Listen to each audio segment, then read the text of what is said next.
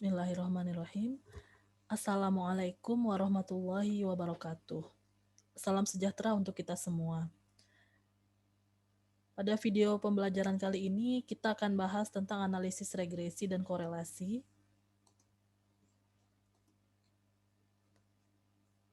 Apa itu analisis regresi? Analisis regresi adalah analisis statistika yang memanfaatkan hubungan antara dua atau lebih peubah kuantitatif atau variabel kuantitatif sehingga salah satu peubah dapat diramalkan atau diprediksi dari peubah lainnya.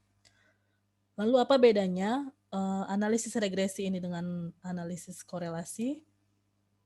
Korelasi menyatakan hubungan antara dua atau lebih variabel berupa hubungan asosiasi. Nah, bila dua peubah tidak berhubungan, korelasinya nol. Sedangkan bila memiliki hubungan yang sempurna, maka korelasinya bernilai 1 atau kolinier. Berikut ini gambaran dari korelasi. Scatter plotnya.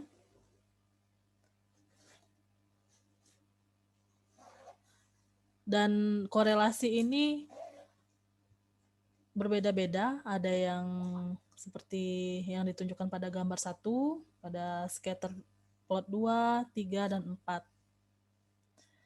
Linier ditunjukkan oleh scatter plot yang nomor 1 ya. Hubungan linier. Nah, untuk korelasi yang bernilai 0 itu ditunjukkan pada gambar ketiga. Untuk negatif maka korelasinya seperti ini scatter plotnya, positif seperti yang di sebelah kanan, sedangkan yang paling bawah itu menunjukkan korelasi yang bernilai 0 alias tidak ada korelasi karena titik-titik ini menyebar antar dua variabel ini ketika dihubungkan titik-titiknya tidak beraturan ya, tidak ada pola-pola yang dibentuk. Baik, ini dia koefisien korelasi Pearson dengan rumus RXY sama dengan SXY per SX dikali SY. Dengan SXY adalah sigma XI min X garis dikali YI min Y garis per N min 1. Sedangkan SX adalah akar dari sigma XI min X garis dikuadratkan per N min 1. Dan SY adalah akar dari sigma YI min Y garis dikuadratkan per N min 1. Korelasi ini semakin mendekati 0 itu semakin lemah, sedangkan semakin mendekati 1 itu semakin kuat. Jika bernilai negatif, jika bernilai mendekati min 1, antara 0 sampai min 1 itu negatif, sedangkan jika bernilai antara 0 dengan 1 itu adalah korelasi yang positif.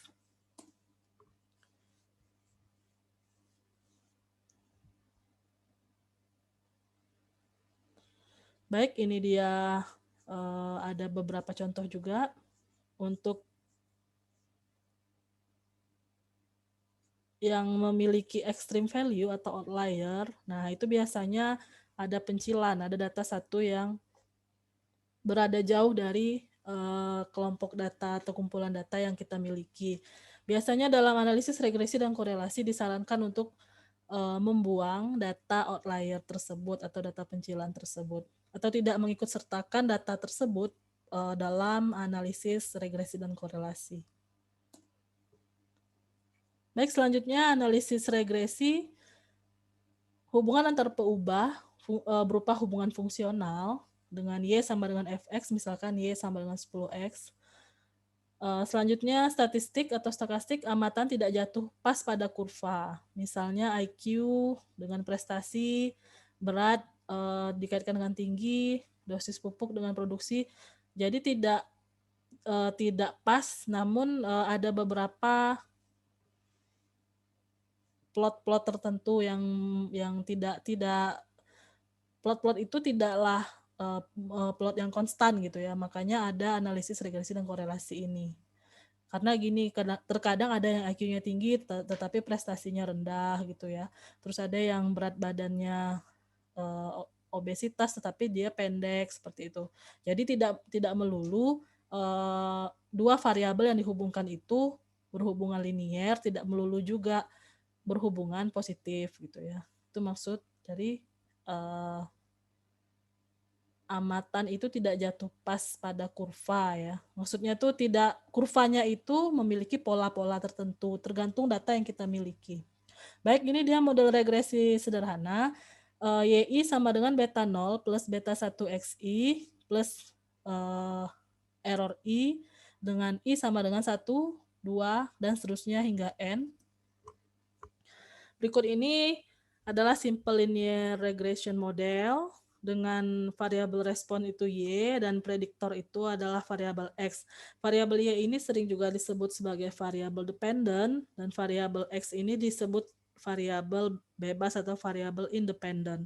Variabel Y ini adalah variabel terikat yang mana nilai-nilainya dianggap dipengaruhi oleh variabel X. Nah, karena ada dugaan atau hipotesis bahwa beberapa satu atau lebih dari satu variabel X itu mempengaruhi Y, maka ada analisis regresi linear sederhana dan juga ada analisis regresi linear berganda. Nah, itu perlu lagi diuji hipotesisnya apakah benar variabel X ini mempengaruhi signifikan mempengaruhi Y gitu ya. Harus ada uji hipotesisnya dan analisisnya. Ini juga scatter plot dari model dasar regresi linear ya.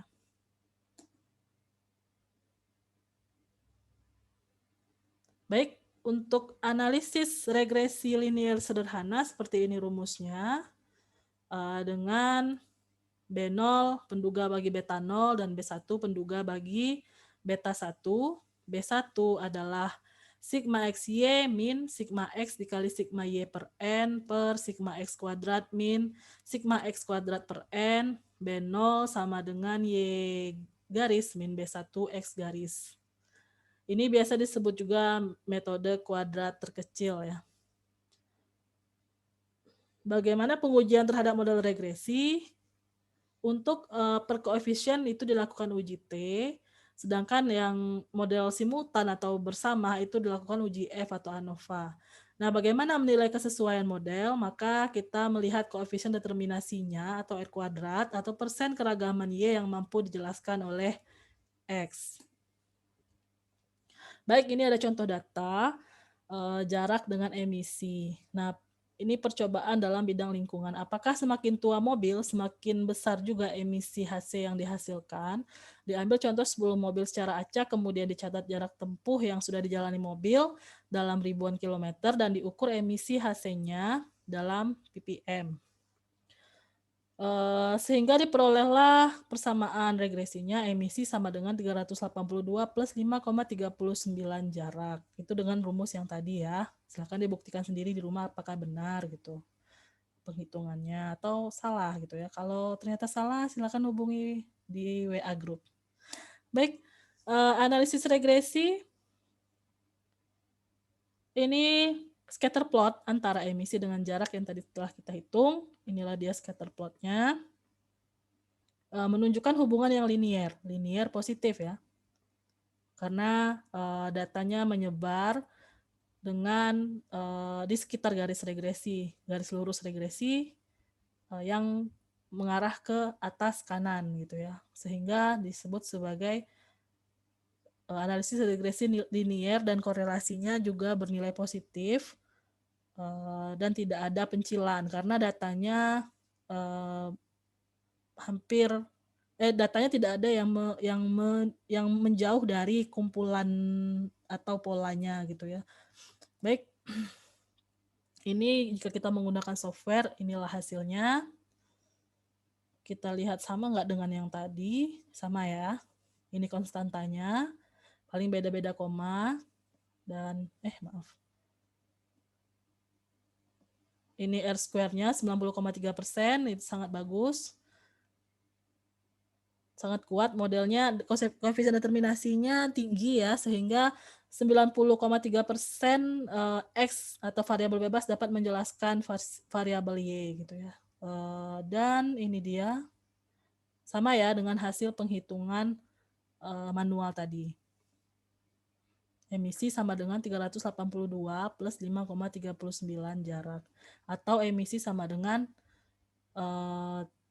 Y ya. Y adalah emisi, Y sama dengan beta nolnya adalah 382 plus 5,39 X. Jarak ini adalah X. Kita lihat lagi di sini ANOVA-nya. ANOVA-nya F-nya tinggi ya, F hitungnya tinggi 74,76 sehingga p-value-nya mendekati 0 dan model ini dinyatakan signifikan atau berarti, bermakna gitu ya, dapat digunakan untuk memprediksi emisi ya. Model ini dapat digunakan untuk memprediksi emisi. Baik, di sini kita lihat lagi uji T-nya. Jarak ini juga signifikan ya.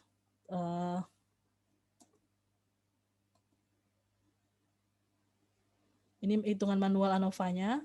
Kalau yang tadi itu adalah hitungan software dan ini manualnya ya.